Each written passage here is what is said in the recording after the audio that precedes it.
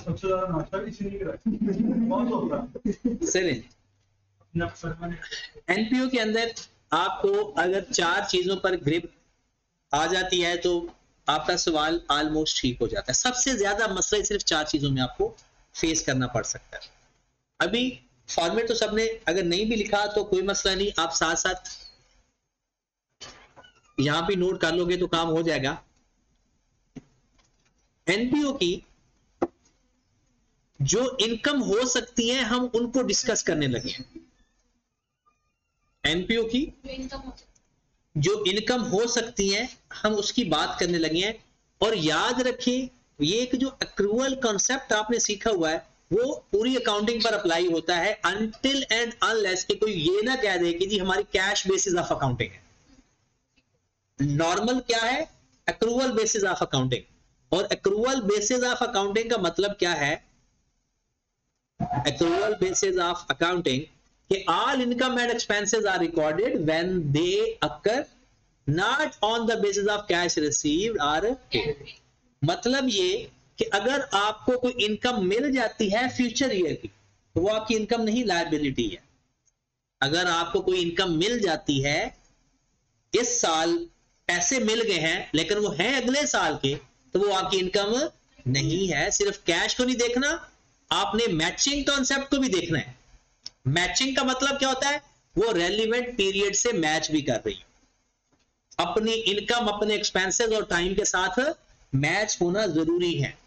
मिसाल के तौर पर अगर हम बात करते हैं कि डेप्रिसिएशन की, डेप्रिसिएशन क्या जो आपके पास अवेलेबल एसेट्स है जिसकी आप एक्सपेंस लिख रहे हो, क्या वो एसेट अवेलेबल है आपके पास? आप उसको यूज कर सकते थे? अगर आंसर इज यस तो उसकी डेप्रिसिएशन उस साल लिखी जाएगी, वरना नहीं। मैच करना जरूरी है टाइम का, इनकम का और एक्सपेंस का। एनपीओ की मेन इनकम हमने कहा जी सब्सक्रिप्शन होती है। मेन इनकम सब्सक्रिप्शन होती है और 99% सब्सक्रिप्शन का लेजर बनाए बगैर या वर्किंग किए बगैर सवाल नहीं होता। आज तक तो नहीं हुआ, आज तक तो 1% भी ऐसा नहीं हुआ कि सब्सक्रिप्शन की अमाउंट बगैर वर्किंग के आई हो। तो कैसे वर्किंग करते हैं? जो आप लोगों ने पीआरसी के 4थे चैप्टर के अंदर जो एक लेजर बनाया करते थे, बिल्कुल वही लेजर बनाना है। सब्सक्रिप्शन एक इनकम है। सब्सक्रिप्शन ऐसे समझो कि जैसे एक इनकम है, तो आप एक इनकम का लेजर बना लो। अभी आपने कैश फ्लो स्टेटमेंट भी पढ़ ली तो आपको ये चीजें आप परेशान नहीं करेंगी। मेरे भाई अगर आपने जिस साल पे खड़े हो उस साल में कोई सब्सक्रिप्शन इस साल की है लेकिन अभी मिली नहीं, उसे हम बोलते हैं सब्सक्रिप्शन रिसीवेबल। और अगर कोई आपको एडवांस मिल जाए उसे हम बोलते हैं अनअर्न्ड या एडवांस सब्सक्रिप्शन। एडवांस सब्सक्रिप्शन मिलेगी वो आपकी लायबिलिटी होगी। एडवांस सब्सक्रिप्शन मिलेगी वो आपकी लायबिलिटी होगी और लायबिलिटी क्रेडिट साइड पर आएगी। इसका कैरीड ऑन अपोजिट साइड पे।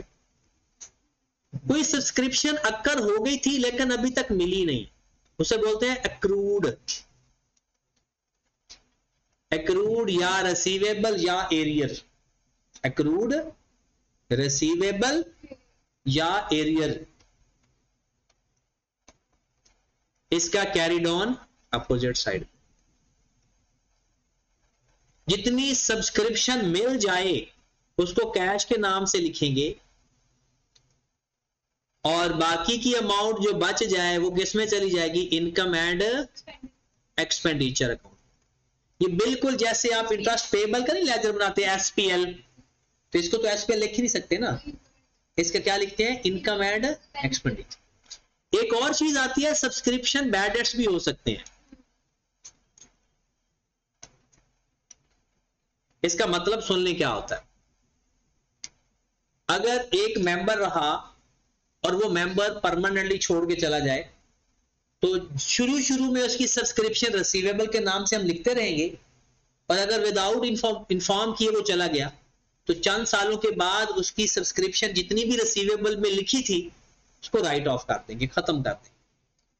इसकी सबसे बेस्ट एग्जांपल हमारी ही है कि अगर कोई सीए का स्टूडेंट एग्जाम छोड़ देता है सीए, बट आई कैप को तो नहीं पता ना। जब आई कैप साल के अकाउंट्स बनाता है वो अपने तमाम नंबर ऑफ एनरोल्ड स्टूडेंट्स की सब्सक्रिप्शन रिसीवेबल में लिख देता है।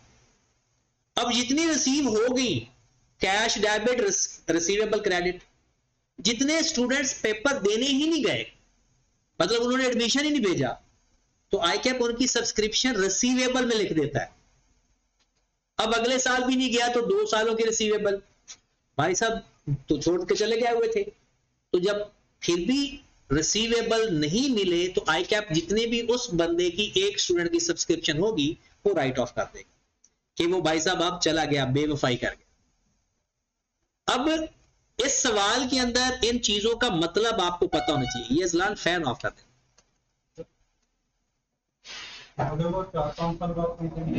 रिकवर्ड रिकवर्ड, वो जितना बैड डेट्स रिकॉर्ड कर चुका था वो अदर इनकम में शो हो जाएगा। अब जरा सुनिएगा इस वैल्यू का मतलब क्या है। हमारा साल समझो 2023 का है, ये बातें आपको पता होनी चाहिए, सवाल करने में आसानी होगी। जो सब्सक्रिप्शन ब्रॉडर में लिखा है ना, इसका मतलब है पिछले साल एडवांस सब्सक्रिप्शन ली थी। ये कब ली थी? 2022 का क्लोजिंग है ये 2022 की सब्सक्रिप्शन थी, लेकिन 2022 में रिसीवेबल थी, मिली नहीं थी। और ये जो सब्सक्रिप्शन है ये है 2023 की एडवांस और ये है 2023 की एक्रूड। ये जो कैश का मतलब होता है, इसका मतलब है 2023 में कितना कैश रिसीव किया इन टोटल, चाहे वो इस साल का है जिस साल का मर्जी है। सब्सक्रिप्शन के नाम से 2023 में किया गया कैश रिसीव वो कैश के नाम से आएगा, क्योंकि कैश तो डेबिट हो जाएगा। जो डिफरेंस आएगा उसको हम किस नाम से लिखेंगे? ये हमारी इनकम बन जाएगी।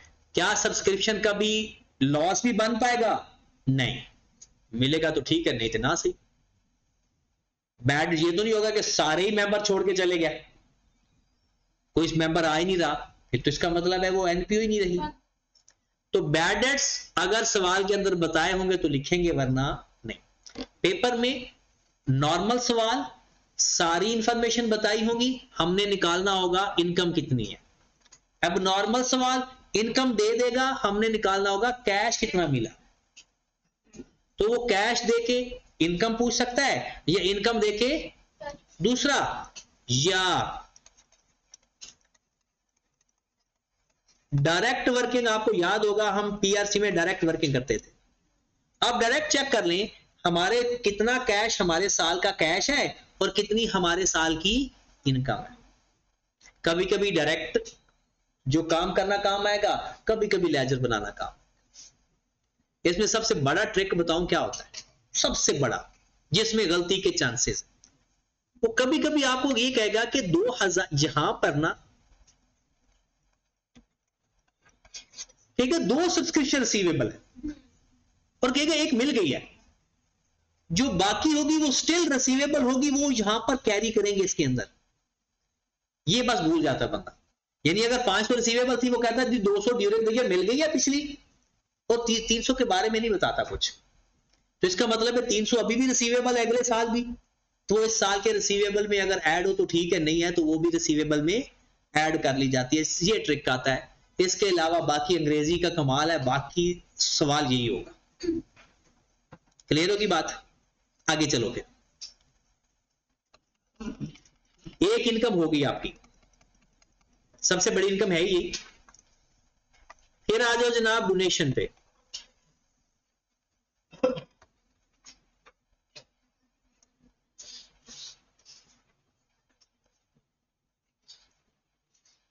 अगर आप डोनेशन किसी नॉन करंट एसेट की फॉर्म में मिलती है, अगर डोनेशन आपको नॉन करंट एसेट की फॉर्म में मिलती है, मतलब वो आपको कोई एसेट खरीद के दे देता है, तो उसको दो तरह से हमने देखना है।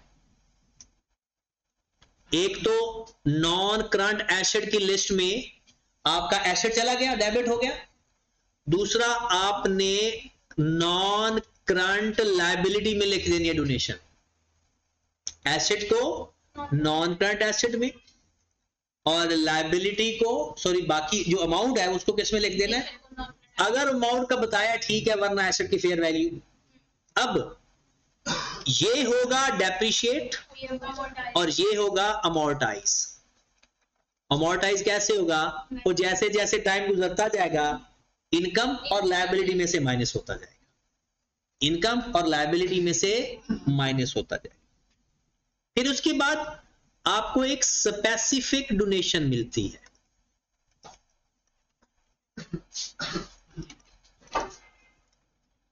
अब स्पेसिफिक डोनेशन अगर सिर्फ करंट ईयर की है, ये बातें ना गौर से सुनिए, यही तो मत सवाल है।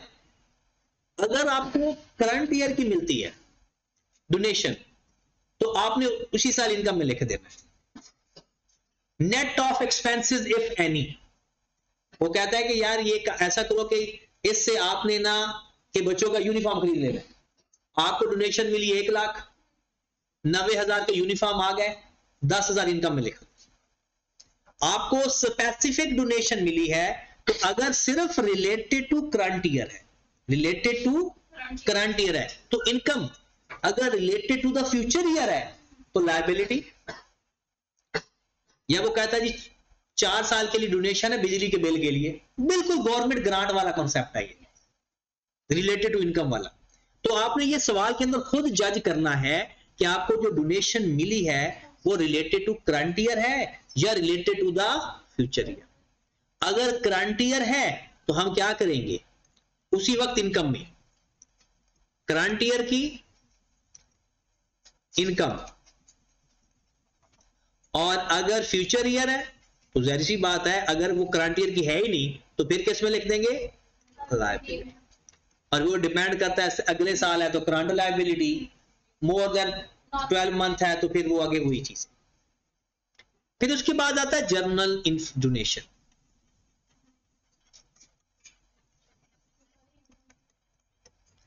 जर्नल डोनेशन के बारे में अगर वो खुद से बता दे तो ठीक है, वरना जर्नल फंड में डायरेक्ट ऐड कर दो जाके,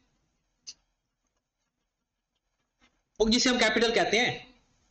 अगर वो बता दे तो जिसमें बताए उसमें लिखो, अगर वो ना बताए तो जर्नल फंड के अंदर, मतलब कैपिटल के अंदर जाकर ऐड कर दो। ये है डोनेशन के बारे में। नॉन करंट एसेट की डोनेशन जब भी आएगी वो कैसे लिखी जाएगी? नॉन करंट एसेट में और non current liability.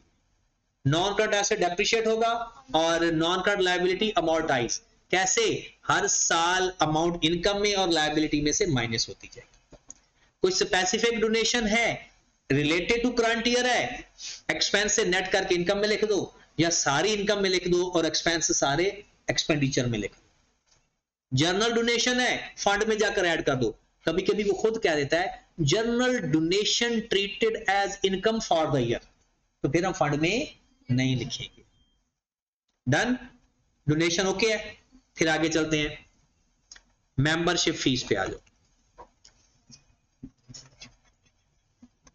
Life time membership,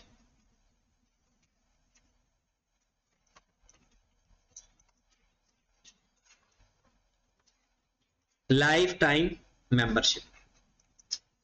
अच्छा, होता यह है आपको जो मेंबर्स हैं वो जो अपनी, जैसे हम कह रहे थे कि वो मेंबरशिप फीस सालाना या हर 2 साल बाद 5 साल बाद पे करनी पड़ती है। सब्सक्रिप्शन समथिंग एल्स और मेंबरशिप फीस और चीज है। अब इसके 2 तरीके होते हैं कि वो कहते हैं कि आपको इस साल जितनी मेंबरशिप मिली है ना, और अगर लाइफ टाइम है तो अगर लाइफ का नहीं पता तो सारी इनकम में लिख लो।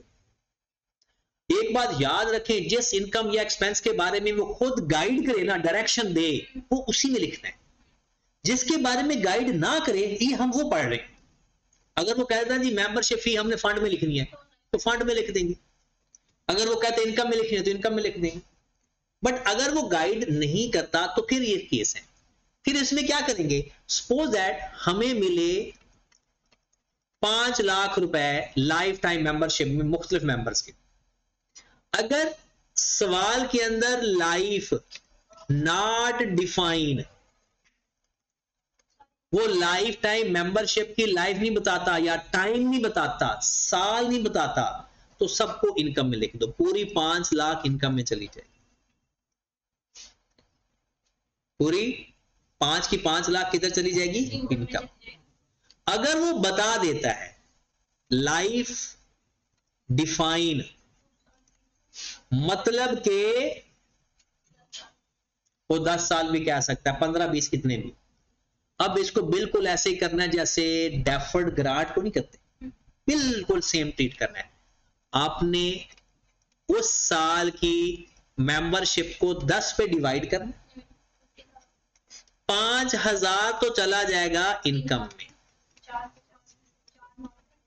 बाकी चला जाएगा लाइबिलिटी के अंदर, बाकी किस में चला जाएगा, और फिर हर साल 50-50 हजार इनकम, जो बाकी बच जाएगा वो। लेकिन लाइबिलिटी को भी आप सेग्रीगेट कर सकते हो करंट और नॉन करंट में, अगले 12 महीने वाली करंट और उसके बाद नॉन करंट। तो हम क्या लिखेंगे फिर फर्दर, करंट लाइबिलिटी 50,000 और नॉन करंट लाइबिलिटी 4 लाख। ये हुआ पहला साल। अगर जब दूसरा साल होगा तो जरा बताएं, इनकम में 50, फिर करंट लायबिलिटी में भी 50 और नॉन करंट लायबिलिटी में 3.5 लाख। और इंटरेस्टिंग बात बताऊं, अगर साल खत्म नहीं हो रहे ना तो सिर्फ मूवमेंट नॉन करंट लायबिलिटी में आ रही होती, क्योंकि वहां से निकल के करंट लायबिलिटी बन जाती है इनकम। तो हर साल एक अमाउंट इनकम में जाएगी जो करंट लायबिलिटी वाली होगी, नॉन करंट से 12 महीनों की चीज करंट लायबिलिटी में आ जाएगी, और बाकी इसी तरह से एंड तक ये सिलसिला चलता रहेगा जब तक कि खत्म नहीं हो जाता। 3 चीजें हमने पढ़ ली। सब्सक्रिप्शन का लेजर पढ़ा, वो थोड़ा टेक्निकल है, हम सारे टेक्निकल सवाल देखेंगे। फिर हमने डोनेशन के बारे में पढ़ा, ये आपको वैसे ही याद होनी चाहिए जी। अगर कोई नॉन करंट एसेट की डोनेशन मिली है तो उस एसेट को एसेट में लिख देंगे और अमाउंट को नॉन करंट लायबिलिटी में लिख देंगे, और हर साल बिल्कुल ऐसे ही कि over the life of the asset divide करके या अमोर्टाइज करके इनकम में लिखते जाएंगे और लायबिलिटी में से। फिर मेंबरशिप फीस है, लाइफ का नहीं पता तो सारा इनकम में लिख दो, लाइफ का पता है तो उसको डिवाइड करके लिख दो। मैंने टोटल आपको चीजें बताई हैं, 4 इनकम में होती हैं मेन, बाकी भी चीजें हैं लेकिन मेन 4 है। वो 5वीं चीज क्या, चौथी चीज क्या है, ट्रेडिंग अकाउंट।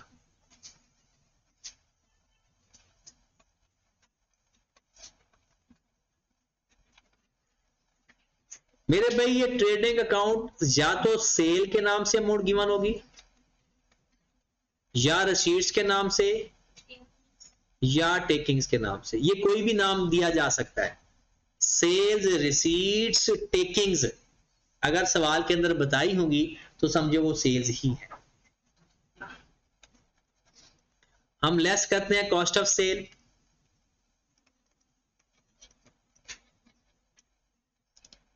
अब तो हमने डायरेक्ट मेथड कैश फ्लो पढ़ने के बाद ना इसकी वैल्यू नहीं है कोई, क्योंकि जो कुछ आप कैश फ्लो में कर चुके हो उसका कुछ भी नहीं है उसके सामने। हाँ, थोड़ा सा रेशियो एनालिसिस, मतलब कुछ परसेंटेज इसके ऊपर अप्लाई हुआ करेगी।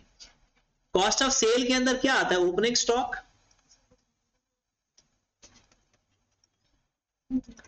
प्लस परचेजेस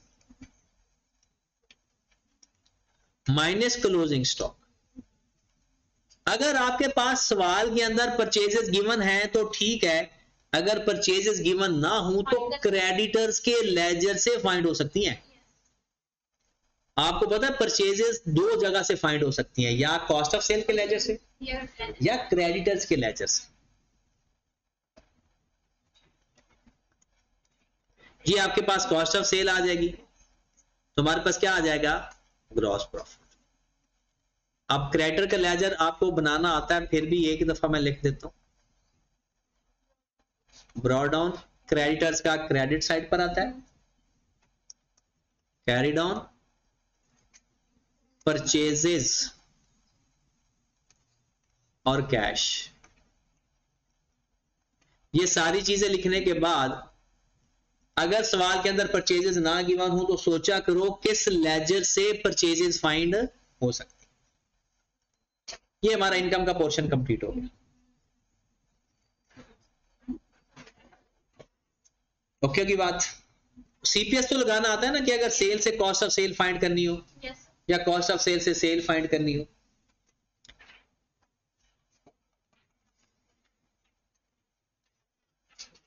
अच्छा, इसमें एक चीज शायद यहां पर लिखी तो होनी चाहिए, अगर नहीं भी लिखी हुई तो फिर आप लिख लो। वो ये है कि ट्रेडिंग एंटिटी के अंदर हम एक कैश बुक बनाते हैं। क्या बनाते हैं? और एनपीओ के अंदर कैश बुक का नाम इस्तेमाल नहीं होता, रिसीट एंड पेमेंट्स अकाउंट का नाम इस्तेमाल होता है। Receipts and payments. एक है इनकम एंड एक्सपेंडिचर, वो एसपीएल की जगह इस्तेमाल होता है। ये जो रिसीट एंड पेमेंट्स है ये किसकी जगह इस्तेमाल होता है? Cash book. क्योंकि पेपर में अनएक्सपेक्टेड जो सवाल आएगा ना, अगर कभी जिंदगी में आया तो उसने कहना रिसीट एंड पेमेंट अकाउंट बना के दिखा, तो फिर हमने सारे देखने हैं कैश इन कितने हुए, कैश आउट कितने हुए। चले जी, आ जाओ फिर सवाल करना स्टार्ट करते हैं।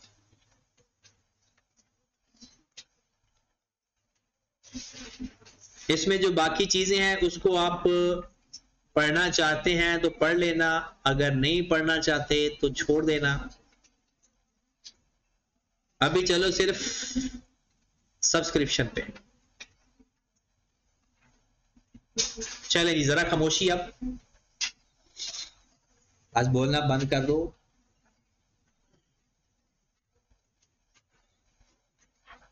पहला सवाल बिल्कुल, मैंने आपको एक बात बताई है, एनपीओ को सबसे मुश्किल समझा जाता है, लेकिन आपको मैं मुश्किल लगने नहीं दूंगा। वो इसलिए कि ताकि आप ना कहीं अपना कॉन्फिडेंस खराब ना कर बैठे, इसलिए आप अपनी अब तैयारी शुरू करें। लिखा हुआ है कि आप how the above transaction would be recorded in the subscription ledger account for the year ended March 2017। साल का एंड कौन सा है? मार्च 17। पिछले साल के जो बैलेंस होंगे वो ब्रॉडऑन में आ जाएंगे, इस साल के जो बैलेंस होंगे वो कैरिडॉन में आ जाएंगे। चेक करते हैं। कहते हैं दिसंबर 2000 मार्च 2016 cricket club has membership subscription in arrears. मैंने कहा एरियर्स रिसीवेबल होते हैं। पिछले साल 48,000 एरियर्स थे और 12,000 एडवांस थे। इसका मतलब है आपके ब्रॉडऑन हो गए, एडवांस का ब्रॉडऑन भी हो गया, एरियर का ब्रॉडऑन भी हो गया। तो अगर हम साथ ही इसको यहां पर लिख लेते हैं, आपका जो एडवांस का ब्रॉडऑन है वो लिखते हैं क्रेडिट साइड पर, और एरियर्स का ब्रॉडऑन लिखते हैं एसेट साइड पर। होगी पहली बात पूरी। आगे पढ़ते हैं। During the year March 17 club received 624,000 including 26 members for the year March 2018 at the rate of 1200 per annum। 6,24,000 received. ये कैश है या फॉर द ईयर? ये तो रिसीव्ड साफ साफ लिखा हुआ है, तो कैश हम कहां पे लिखते हैं ये आपको अच्छी तरह पता है। 6,24,000। अंग्रेजी को इतनी गहराई से पढ़ो कि उसका जवाब निकलना शुरू हो जाए वहां से। आगे 31 मार्च। अच्छा, ये जो 6,24,000 है ये कितने मेंबर्स की फीस बता सकते हो? 26 मेंबर्स की, और पर एनम कितनी होगी? 1200। कहता है मार्च 2016 16 मेंबर्स ओव्ड सब्सक्रिप्शन फॉर ₹1200 ईच। यहां पर छोटी सी कैलकुलेशन आपकी हो सकती है। इसका मतलब है ओव्ड का मतलब है रिसीवेबल है, देने हैं। 16 मेंबर्स ने पैसे आपको अभी देने हैं, कितना आ जाएगा? 19,000। अब जरा कुछ लिखना नहीं, पहले बात गौर से सुननी है। आपको कितने लोगों ने पैसे दे दिए? कहते हैं आपने जो रिसीव किए हैं वो कितने किए हैं? कितने लोगों के रिसीव किए हैं? 26 लोगों के किए हैं। अब मुझे बताओ, ये जो 6,24,000 है, बल्कि आप ना ऐसा करो, 26 को मल्टीप्लाई करो 1200 से, करो जरा। वो कहता है कि इनमें 26 की अमाउंट 31,000। तो ये अमाउंट कहां से आई? वो कहता है कि including 26 member for the year, कहते हैं इसके अंदर एक अमाउंट शामिल है 26 लोगों की, जो कि 2018 की सब्सक्रिप्शन है। इसका मतलब ये एडवांस है। तो एडवांस एरियर्स का ब्रॉड ऑन कितना है? 19,200, और एडवांस का कितना है? 31,000। ये बात समझ लगी? उसने साफ साफ बताया हुआ है। बाकी रह क्या गया? इनकम। इसको एसपीएल नहीं लिखना, बस गलती से भी इनकम एंड एक्सपेंडिचर, जो डिफरेंस आएगा वो इनकम एंड एक्सपेंडिचर अकाउंट के नाम से। 570। अब अगर आप लोग फाइनेंशियल पोजीशन और इनकम एंड एक्सपेंडिचर बना रहे हो, याद रखें उनमें कैरिड ऑन फाइनेंशियल पोजीशन की अमाउंट होती है और balancing figure income and expenditure की अमाउंट। इस सवाल के अंदर अगर मैं आपको बताऊं तो ये है आपका एसेट, ये है आपकी लायबिलिटी, ये है आपकी इनकम। इनकम में जाएगा 576,000। जब फाइनेंशियल पोजीशन में जाओगे तो एक एसेट है करंट एसेट और एक करंट। अगर ये चीज भला कहां जरूरत पड़ेगी? अगर आप रिसीट एंड पेमेंट अकाउंट बना रहे हो तो डेबिट साइड पर आएगा, क्योंकि कैश डेबिट सब्सक्रिप्शन क्रेडिट। तो जितना इस साल का कैश आया है वो किस बुक में जाता है? रिसीट एंड, उसको कैश बुक का नाम नहीं कहते लेकिन दिल में कैश बुक ही कहेंगे। नेक्स्ट आ जाओ, एक और सवाल इसका करते हैं जनाब, बल्कि ये आपने करना है। निकालो अपने अपने कैलकुलेटर में, थोड़ा सा जूम भी कर देता हूं इसको ताकि आपको सवाल सही नजर आ जाए। अपनी बुक से नहीं निकालना, यहां से देख लें। जी मेरे भाई, कहता है किस तरह से इसका लेजर अकाउंट बनाना है।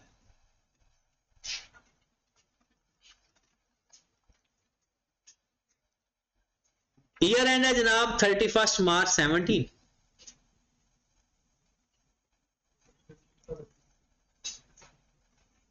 कहता है cricket club arrears amounting to rupees this, ये वही सेम डाटा। कहता है मार्च में इतने रिसीव किए, 26 मेंबर्स शामिल हैं। कहते हैं half of the members who were in arrears at the end of the previous period still had not paid by March 17, it was decided to be write off. इसका मतलब है जो ब्रॉड ऑन है उसमें हाफ मिल गए, जो बाकी है वो नहीं मिले, उसको हम क्या लिख देंगे? सेम लेजर बनेगा, सिर्फ और सिर्फ ब्रॉड ऑन को बैडर्स में लिख। क्या करेंगे हमने? जो ब्रॉड ऑन में उसका हाफ हमारा बैडर्स में आ जाएगा। तो इस पर टाइम जाया करने की जरूरत नहीं है, सिंपल मैं यहां पर बता देता हूं। देखिए ये आपके कितने एरिया से? कहता है उसका 50% आपके बैडर्स होगा, बाकी सेम क्वेश्चन।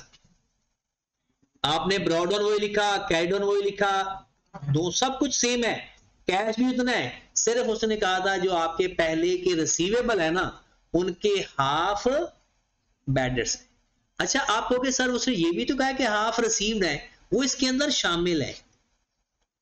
जो 2017 के अंदर कैश मिला है उसके अंदर इस साल वाला भी है, एडवांस भी है, और जो पिछले साल मिलने होते हैं वो भी है, वो कोई सेपरेट नहीं है। चलो जी, मेंबरशिप फीस भी हम पढ़ लिए तो कर लेते हैं। आज जरा एग्जांपल नंबर 8 पे छोटे छोटे सवाल, ताकि अच्छा पता है ना कैश फ्लो का आपने सवाल कौन सा करना है? आइटम 23 का कैश फ्लो का सवाल एक ही रह गया आपका, बाकी सारे आपके सवाल हो चुके हैं और 2 सवाल मैंने खुद देने हैं। वो भी छोटे छोटे सवाल है लेकिन उसके अंदर ना पहले साल का कैश फ्लो वाला मैंने आपको कहा था कि वो आपको पहले नहीं बताया हुआ, ना ही सवाल दिया हुआ है, तो कहीं परेशानी ना बन जाए। चलें जी, मुल्तान बुक रीडिंग है newly established NPO. The members of can pay membership privilege either पे, कहता या तो वो कर दें 10,000 पर एनम या एक ही दफा पे कर दें 80,000 रुपया पूरी लाइफ का, तो लाइफ टाइम मेंबरशिप आ गई। अच्छा, अगर हर महीने देंगे, हर साल देंगे, वो तो हर साल इनकम में जाता जाएगा, उसको हमने नहीं लिखना कि लाइफ डिफाइन है या नहीं। अगर हर साल अलग वो हर सालाना मेंबरशिप फीस दे रहे हैं तो ठीक है। आगे चलते हैं। During the first month of operation, पहले महीने 20 members have option for life time membership. 20 लोगों ने कहा जी पहले महीने कि हमें मेंबर लाइफ टाइम मेंबरशिप चाहिए। The management of MBRC has estimated that average member using 10 year service. Life define हो गई, कितने पैसे मिले 80,000 एक मेंबर के, और कितने मेंबर आ गए, ओके। ये हमारे पास आ गई total amount life time membership की कितनी हो गई, 16 लाख। उसके बाद 10 पे डिवाइड कर देंगे, 1 लाख। अब 1,60,000 इनकम, 1,60,000 करंट लायबिलिटी, और जो बाकी बच जाएगा वो नॉन करंट लायबिलिटी। अब एडजस्टमेंट में ना होगा क्या, सवाल पूरा इसी तरह का होगा, उसके अंदर एक पूरी बड़ी सी एडजस्टमेंट एक ये होगी। इस तरह के सवाल आते हैं। नेक्स्ट, फी सर्विस या कंट्रीब्यूशन, इस पर पूरा अलग से लेक्चर है।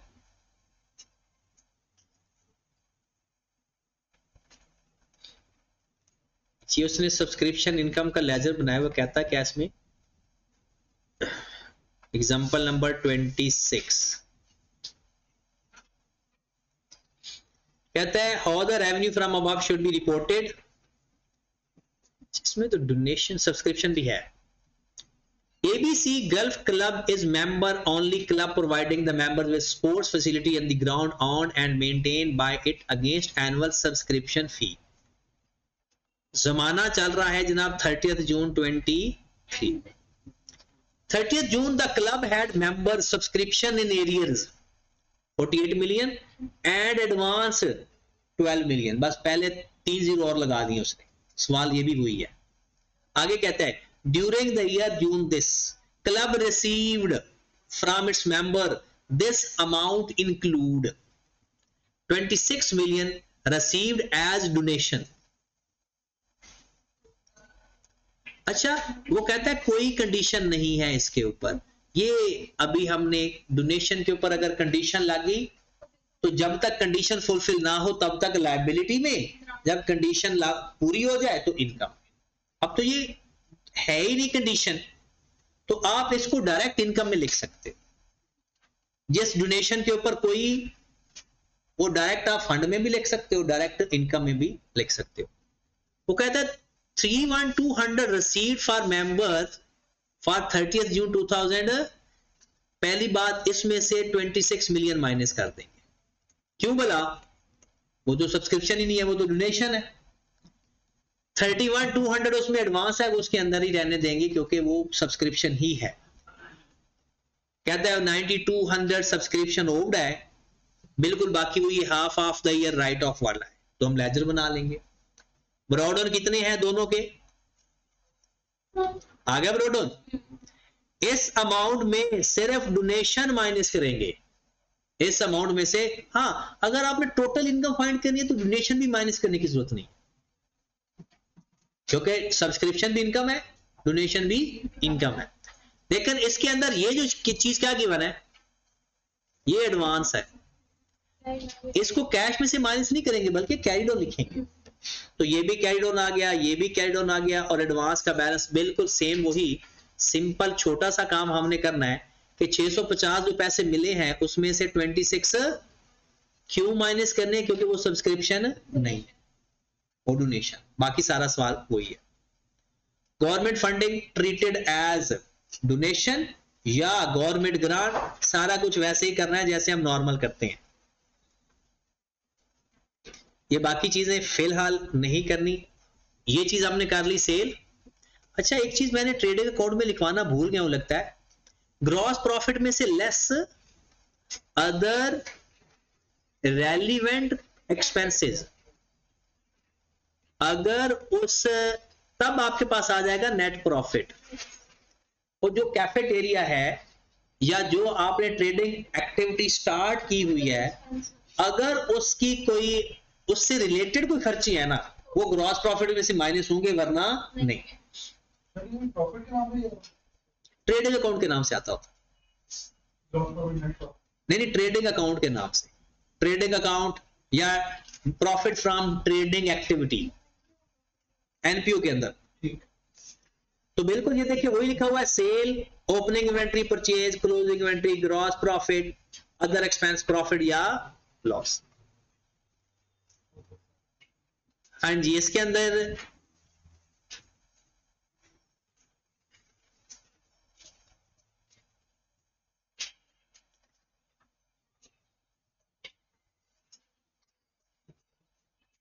ये नॉन करंट एसेट से रिलेटेड ये प्रॉपर एक कॉन्सेप्ट है, इसलिए इसको इतना आसानी से तो नहीं हम पढ़ेंगे, क्योंकि जब आंखें बंदे की बंद हो रही हो तो फिर तो आसान आसान चीजें पढ़नी चाहिए।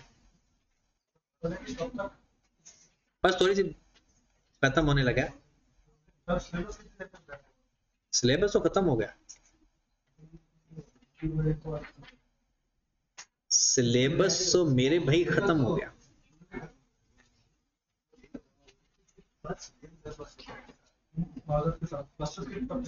हाँ, ये सवाल होना चाहिए।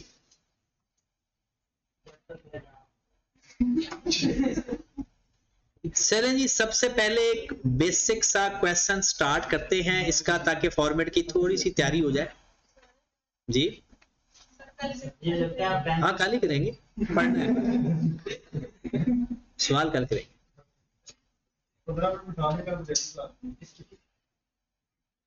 क्वेश्चन नंबर, फॉर्मेट तो आपने जाहिर सी बात है लिखने की भी जरूरत नहीं है, क्योंकि ये फॉर्मेट ऐसा है कि बंदे को एक ही दफा लिखने से याद हो जाता है।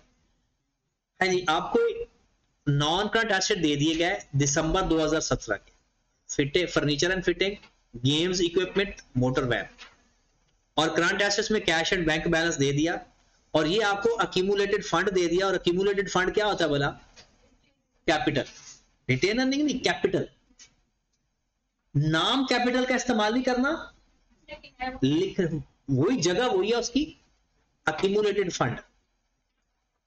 फॉलोइंग इंफॉर्मेशन है, सब्सक्रिप्शन कहता है आपने 1 जनवरी से लेकर दिसंबर 2018 तक ये ट्रांजैक्शन, कहता है सब्सक्रिप्शन आपने 16 मिलियन की मिली, डोनेशन आपको 16 लाख की मिली, और सेल फ्रॉम एनुअल डिनर 10,800। फिर पेमेंट्स आ गई, electricity expenses for annual dinner. अब बातें सुनते जाएं, यहां पर एनुअल डिनर की रिसीट्स हैं, यहां पर एनुअल डिनर के एक्सपेंस हैं। इसको लिखने के दो तरीके, रिसीट इनकम में लिख दो और एक्सपेंस एक्सपेंडिचर में लिख दो। अच्छा तरीका, दोनों को नेट करके इनकम ज्यादा है तो इनकम में लिख दो, एक्सपेंस ज्यादा है तो एक्सपेंस में लिख दो। सेम टाइप की रिसीट्स और पेमेंट सवाल के अंदर हो तो आई कैप किसको पसंद करता है? नेट करके लिखने। लेकिन अगर आप डायरेक्ट भी लिख देंगे तो वो गलत नहीं करेगा। उसके बाद लिखा हुआ है cleaner wages, repair and renewals, motor van.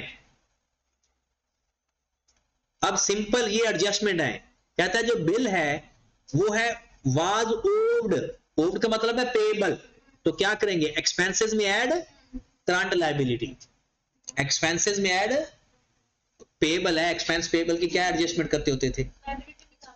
Occur हो चुका है अभी तक पे, तो एक्सपेंसेस में ऐड करंट। डेप्रिसिएशन 10%, तो सबके एसेट्स की डेप्रिसिएशन लेके एसेट में से माइनस करेंगे और अदर एक्सपेंस में भी लिखेंगे। कहता है prepare income and expenditure account and statement of financial. ये एक छोटा सा क्वेश्चन आपने प्रैक्टिस करके आने का। सिर्फ एक ही। ठीक है, तो यहां से आगे इंशाल्लाह कल स्टार्ट करेंगे मुश्किल वाले से।